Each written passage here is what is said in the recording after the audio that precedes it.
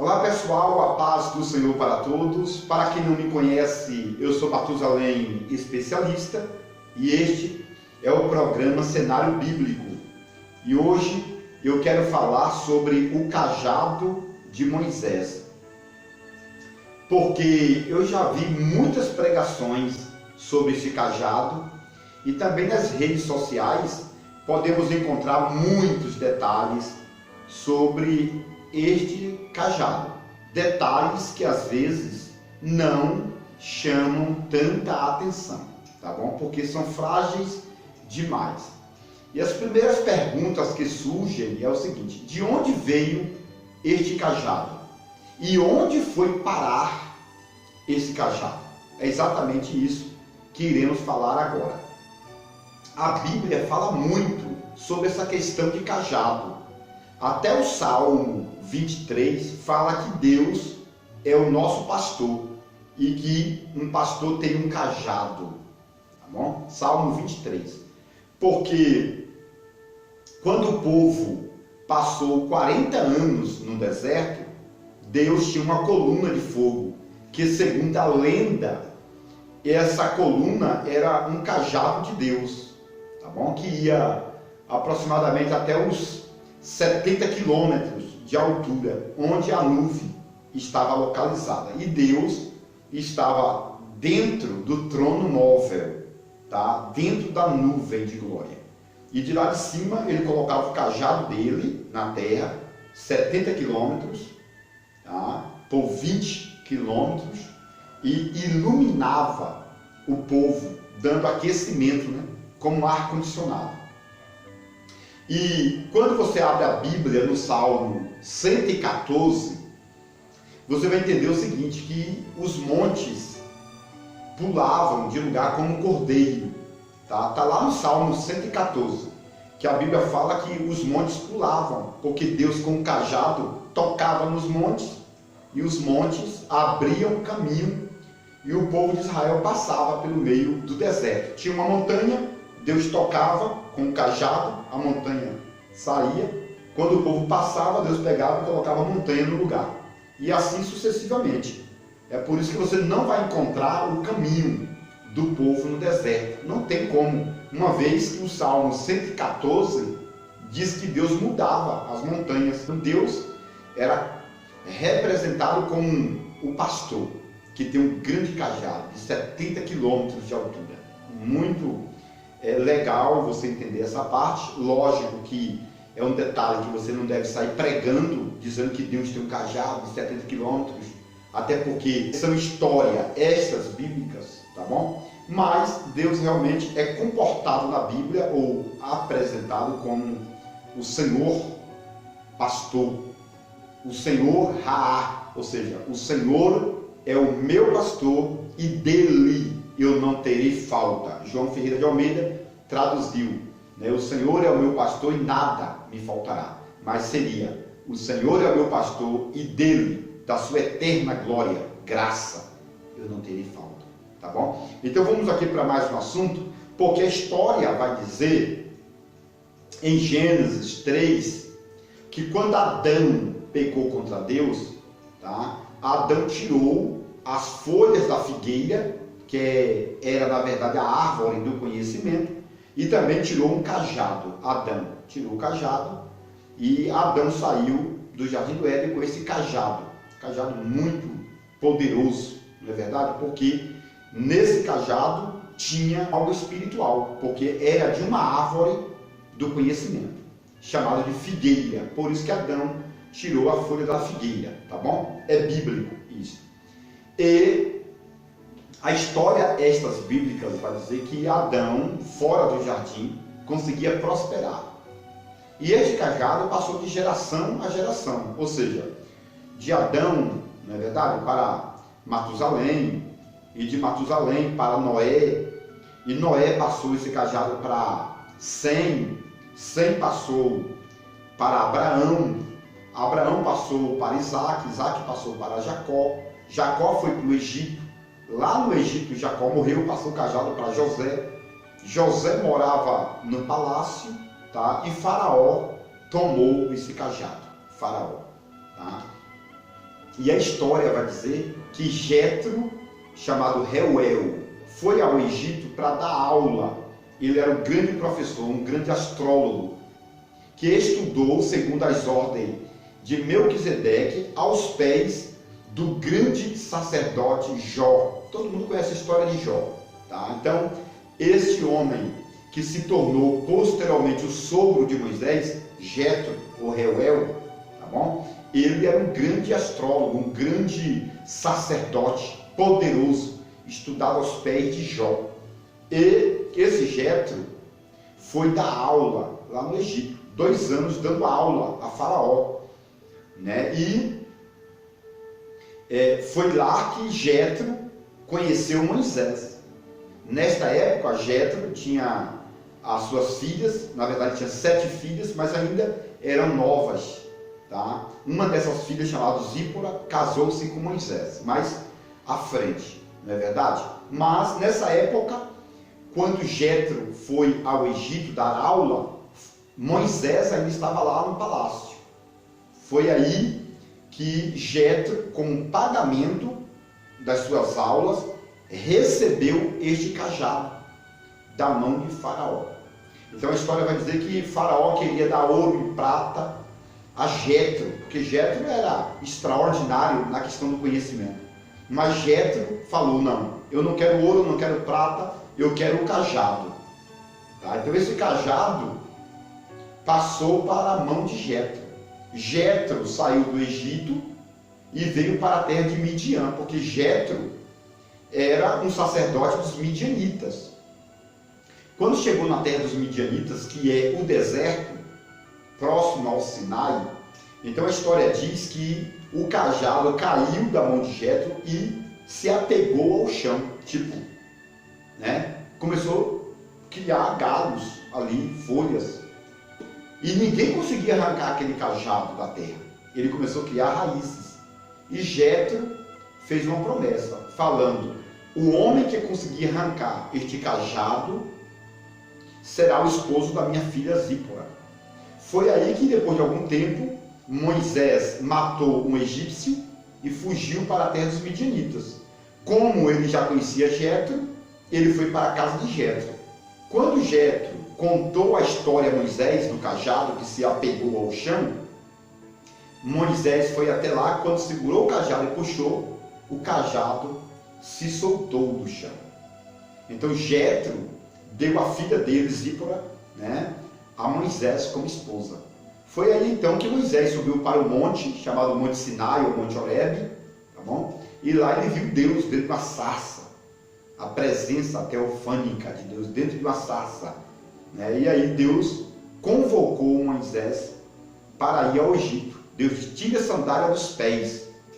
Essa questão da sandália eu vou fazer um outro vídeo, tá bom? Quando Deus disse para Moisés: o que você tem na mão? Moisés falou: eu tenho um cajado. Aí Deus disse: é com esse cajado que você vai libertar o meu povo da terra do Egito. Porque os faraós do Egito também usavam cajado.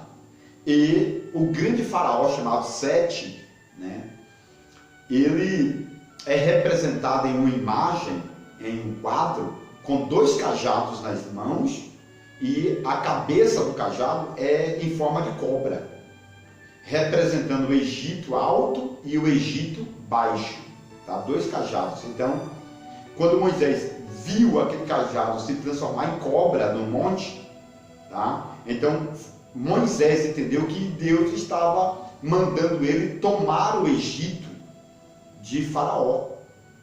Foi aí que Deus explicou para ele: você vai tirar o meu povo da terra do Egito. Aí Moisés pega esse cajado, vai ao Egito, né, contrata o irmão dele chamado Arão para trabalhar junto, tá? E esse cajado de Moisés consegue fazer centenas, né, de milagres, porque disse que onde esse cajado chegava, o milagre acontecia. É a história. E Moisés conseguiu fazer 42 milagres, aproximadamente, tá, pessoal? Entre os milagres de grandes proporções e de pequenas proporções. 42 milagres. E esse cajado era um sucesso milagroso, poderoso, esse cajado de Moisés. E esse cajado de Moisés, às vezes, era passado para a mão de Arão. Tá? Às vezes estava na mão de Arão e às vezes estava na mão de Moisés, mas era o mesmo cajado, tá bom? Arão não tinha um cajado. O cajado de Moisés era o cajado de Arão, tá? Para você ter mais detalhes sobre isso, tá? Faz uma faculdade, entra no Google, no YouTube e alguém vai te explicar com todos os versículos, tá bom? Se você quiser também, deixa no rodapé, né, pedindo os versículos que eu passo para vocês, quais que são os versículos que provam que o cajado de Moisés era realmente o cajado de Arão, tá? Isso é bíblico, temos prova.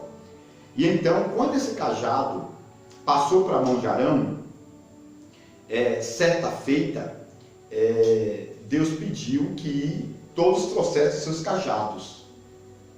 E quando Arão trouxe o cajado e colocou diante do Senhor, o cajado floresceu. E a Bíblia Sagrada diz que começou a dar amêndoa. Observa que lá no Jardim do Éden, esse cajado é um pé de figueira. Quando chega no deserto, ele dá amêndoa. Então já é uma amendoeira, conhecida aqui no Brasil como sete copa, né? É uma semelhança da amendoeira. Observe então, pessoal, que o cajado de Arão é o mesmo cajado de Moisés que floresceu, tá? E no decorrer do tempo, esse cajado de Arão que floresceu foi colocado dentro da Arca da Aliança, tá? Isso é bíblico. E ficou dentro da Arca da Aliança, até no tempo de Salomão. Porque quando chegou no tempo de Salomão, Salomão tirou, isso é bíblico também, tá, pessoal? Tirou o maná e tirou a vara, o cajado de Moisés, né? Salomão tirou o cajado de Moisés e tirou a vasilha de maná, só deixou a Bíblia dentro da arca. E aí vai surgir a ideia de que a sabedoria de Salomão vem através do poder do cajado. Você pode lembrar aqui que no início eu falei que o cajado foi Adão que tirou do galho da figueira, né? Da sabedoria, da árvore do conhecimento. É por isso que Salomão tinha todo aquele conhecimento. Depois vocês dão uma olhadinha lá na Bíblia, no livro de Números, capítulo 17, versículo 10, que vai falar que realmente no tempo de Salomão a arca estava vazia, né? Não tinha a parceria ali do maná e nem da vara, que Arão colocou dentro da Arca da Aliança, porque Salomão tirou o maná para fazer experimento em questão de saúde, tá bom? É por isso que o reino de Salomão era poderoso, porque ele tinha o poder do maná, da multiplicação do maná, não é verdade? E Salomão também era muito sábio. Por que Salomão era sábio? Porque ele tinha a vara, o cajado de Moisés, melhor, o cajado de Adão. Eu vou mais além, o cajado da figueira, né? O cajado da árvore do conhecimento. Então esse Salomão foi extraordinário, ele tinha uma sabedoria sobrenatural. E aí, pessoal, a história diz que quando Salomão chegou aos 80 anos, ele parou de reinar, passou o reino para o filho dele, chamado Roboão, e Salomão foi ser pregador. Isso é bíblico? Claro que é bíblico. Está onde? Livro de Eclesiastes, capítulo 12. Salomão para de ser rei e se torna um pregador. Aí Salomão pega o cajado, o maná e recoloca dentro da Arca da Aliança, tá? E aí a Arca da Aliança depois desaparece. Eu fiz um vídeo, né, falando sobre a Arca da Aliança. Procura aí no meu canal que você vai encontrar, né, 7 caminhos que levam à Arca da Aliança, ou 7 prováveis caminhos que levam à Arca da Aliança, tá? Procura aí, Matusalém Especialista. E por este caminho aqui vai entender que a Arca da Aliança foi arrebatada, né? Deus tirou a Arca da Aliança do templo. Isso está lá no livro de Ezequiel, quando a glória de Deus sai do templo, tá? Ezequiel vê a glória de Deus saindo do templo, é a Arca da Aliança, e sobe para a Nova Jerusalém, tá? Eu fiz um vídeo sobre a Nova Jerusalém, procura, lá tem a Arca da Aliança, porque lá tem um santuário, e lá tem a verdadeira Arca da Aliança. João, na ilha de Patmos, quando subiu lá no terceiro céu, ele viu a Arca da Aliança lá, tá? Tá? Então, a Arca da Aliança foi arrebatada, foi levada aos céus. E este cajado, pessoal, é muito interessante, tá bom? Claro que essa história aqui não pode ser pregada, né? Falando que temos total respaldo bíblico, não. É um vídeo, pessoal, para nível de conhecimento, de debate. Não é um nível para você sair pregando nas igrejas, confundindo a mente das pessoas, não é verdade? Colocando aí no rodapé do vídeo crítica destrutíveis. Às vezes as pessoas não têm coragem de estudar e ficam criticando quem estuda. Eu recebo muito isso nos meus vídeos, aí no rodapé. Aí alguns eu apago porque não faço nem questão de deixar exposto lá. E outros eu deixo lá porque eu sei que o próprio Jesus falou, né? Por isso eu vos falo em parábolas, para que vocês vendo não vejam, e ouvindo não ouçam, e os vossos corações sejam endurecidos, e vós não vos arrependam. Porque tem pessoas que não foram chamados. A Bíblia diz, muitos são chamados e poucos são os escolhidos. Não é todos que são chamados, é muitos, tá? Muitos, não é todos que são chamados. Muitos são chamados, poucos são escolhidos. Então temos 3 níveis de pessoas: os que não são chamados, os que são chamados e os que são os escolhidos, tá bom? Eu acredito que nós somos os escolhidos, chamados e escolhidos, tá bom? Que Deus te abençoe, te guarde no nome do Senhor Jesus. Curta o meu canal, assine o meu canal, divulgue meus vídeos, ore pela minha vida.